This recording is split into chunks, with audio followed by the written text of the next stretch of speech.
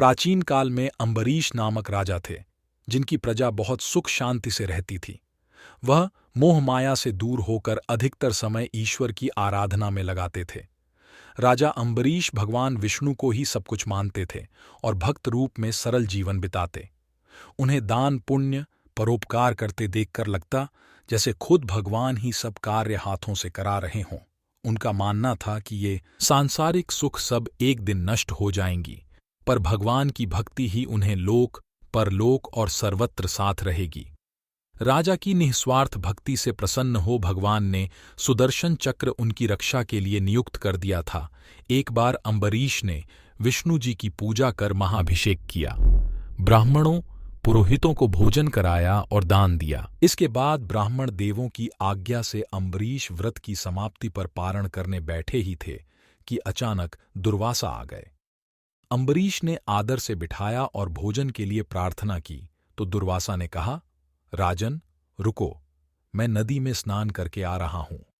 मगर नदी पहुंचकर वे स्नान ध्यान में इतना डूब गए कि याद ही न रहा कि राजा अम्बरीश बिना उन्हें भोजन कराए व्रत पारण नहीं करेंगे।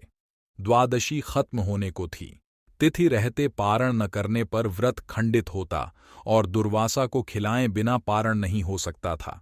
परेशान अम्बरीश को ब्राह्मणों ने सलाह दी कि द्वादशी समाप्त होने में थोड़ा समय है, पारण तिथि ही होना चाहिए।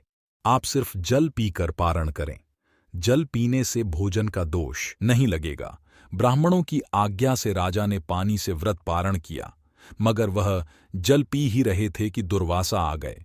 दुर्वासा ने देखा कि मुझ ब्राह्मण को भोजन कराए बिना अम्बरीश ने जल पीकर पारण कर लिया तो क्रोध में भरकर वह श्राप देने के लिए हाथ उठा ही रहे थे कि अम्बरीश ने कहा कि द्वादशी समाप्त होने जा रही थीं, आप तब तक आए नहीं, वर्ष भर का व्रत खंडित न हो, इसीलिए ब्राह्मणों ने जल पारण की आज्ञा दी थी। मगर दुर्वासा क्रोधित होने पर किसी की नहीं थे।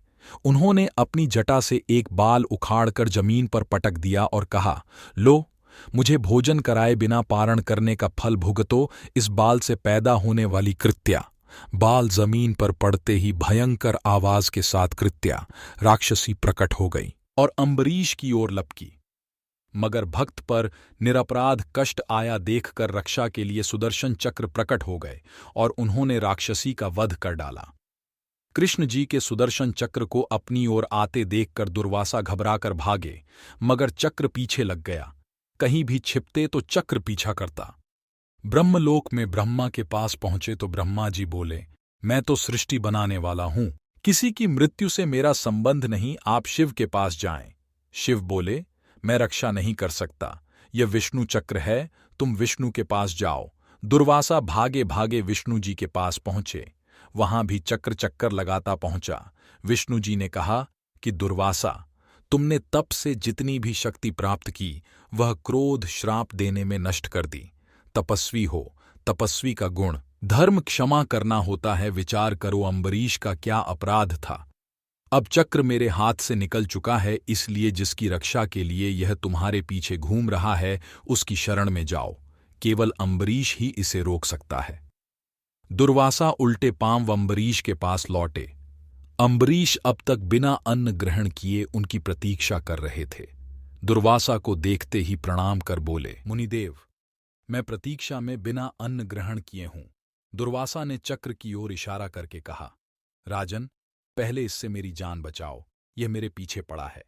तीनों लोकों में ब्रह्मा विष्णु महेश किसी ने मेरी रक्षा नहीं की, अब तुम ही चक्र से प्राण बचाओ। अम्बरीश हाथ जोड़कर बोले, आप क्रोध शांत कर मुझे क्षमा करें, यह चक्र भी आपको क्षमा कर देगा। इतना कहते ही चक्र गायब हो गया और ऋषि राजा को आशीर्वाद देकर आश्रम चल दिए। ये कथा थी राजा अम्बरीश और ऋषि दुर्वासा की। अगर आपको ये स्टोरी अच्छी लगी हो तो ज़रूर शेयर करें।